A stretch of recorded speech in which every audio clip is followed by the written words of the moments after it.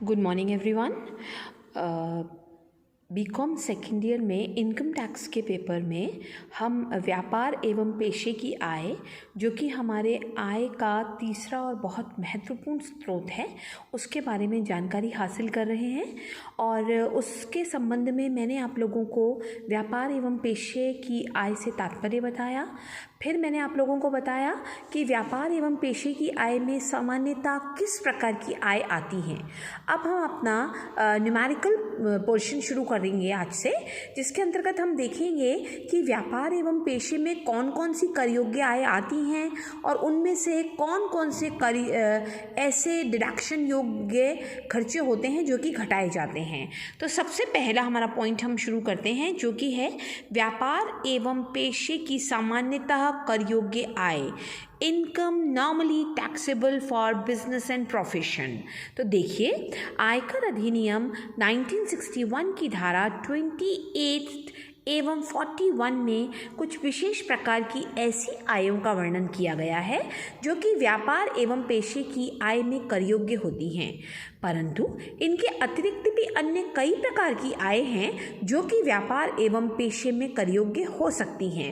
इस प्रकार इस शीर्षक में कौन कौन सी आय कर योग्य होंगी एवं कौन कौन सी आय कर योग्य नहीं होंगी, इनकी अंतिम सूची एक तरह से बनाना नेक्स्ट टू इम्पॉसिबल है स्टूडेंट्स, बट मुख्य रूप से इस शीर्षक में निम्नलिखित आय कर योग्य होंगी, जो कि मैं एक एक करके आप लोगों के सामने लेकर आ रही हूँ।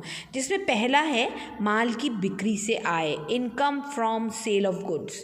सो ये तो आपको नाम से ही समझ आ रहा है कि जब कोई व्यक्ति कोई बिजनेस करता है तो माल रखता है, वो उस माल को बेचता है वो, और उस माल को बेचने से उसको जो आय प्राप्त होती है वो ऑब्वियसली माल की बिक्री की आय होती है, और वो व्यक्ति की कर योग्य आय कहलाती है, जिसपे कि सरकार उससे टैक्स मांगती है।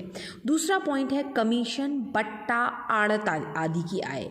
तो देखिए, कभी कभी कई अभिकर्ता होते हैं, एजेंट्स होते हैं, जो कि माल का विक्रय कराने का कार्य करते हैं, अर्थात जो कि माल बनाने वाले व्यक्ति के सहायक होते हैं।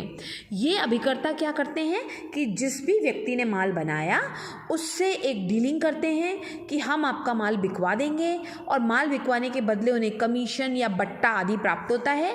तो ये क्योंकि उनका बिजनेस है, इसलिए उन्हें कोई भी कमीशन, बट्टा, आड़त आदि प्राप्त हुई है तो वे व्यापार एवं पेशे आय शीर्षक के अंतर्गत ही टैक्स देंगे। तीसरा है सेवा प्रदान करने वाली संस्थाओं की आय।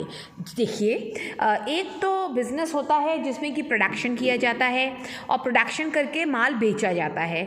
दूसरा ऐसा बिजनेस होता है जिसमें किसी चीज़ का प्रोडक्शन नहीं होता, बल्कि कुछ सर्विसेज दी जाती हैं लोगों को, जैसे कोई होटल खोल लिया, सिनेमा घर खोल लिया, अस्पताल खोल लिया, स्कूल खोल लिया। तो बच्चों, आपको समझ आ रहा है कि इन सब में किसी तरह का कोई माल नहीं दिया जाता किसी व्यक्ति को, बल्कि इसमें सेवा प्रदान की जाती है। तो ऐसी सेवा प्रदान करने वाली संस्थाओं को जो आय होती है, वह आय उनकी income from business and profession आय शीर्षक के अंतर्गत ही आती है। चौथा है पेशेगत आय। जैसे कोई व्यक्ति कोई पेशा करता है, इंजीनियर है वो, डॉक्टर है वो, चार्टर्ड अकाउंटेंट है वो सीएस है, तो वो अपनी परामर्शदाता हो गया, वो एक तरह से वो अपना परामर्श देने के बदले लोगों से फीस प्राप्त करता है। तो वो जो फीस वो प्राप्त करता है वो उसकी पेशे की आय कहलाती है, और व्यवसाय एवं पेशे आय शीर्षक के अंतर्गत उस पर उसे टैक्स देना पड़ता है। अगला है विशेष स्थिति में प्राप्त क्षतिपूर्ति, compensation received on special circumstances. देखिए, कभी कभी क्या होता है कि किसी व्यक्ति को कंपनी से प्राप्त कोई अनुबंध होते हैं, उसके पास उनका समापन हो जाता है, एजेंसी का समापन हो जाता है, कभी कभी किसी व्यवसाय का राष्ट्रीयकरण हो जाता है, सरकार उसे ले लेती है। तो ऐसी कंडीशन में उस व्यक्ति को क्षतिपूर्ति प्राप्त होती है, और जो क्षतिपूर्ति की एकमुश्त राशि उसे प्राप्त होती है वह पूंजीगत प्राप्ति कहलाती है, और इसके ऊपर इसे व्यापार एवं पेशे की आय मानते हुए इसके ऊपर कर लगाया जाता है। जबकि आपको मैंने क्या बताया, यद्यपि ये एक पूंजीगत प्राप्ति है, परंतु धारा 28 में स्पष्ट प्रावधान के अनुसार इसे आयगत ही माना जाता है और इसके ऊपर कर लगाया जाता है। 6 पॉइंट है आयात लाइसेंस के विक्रय से आय।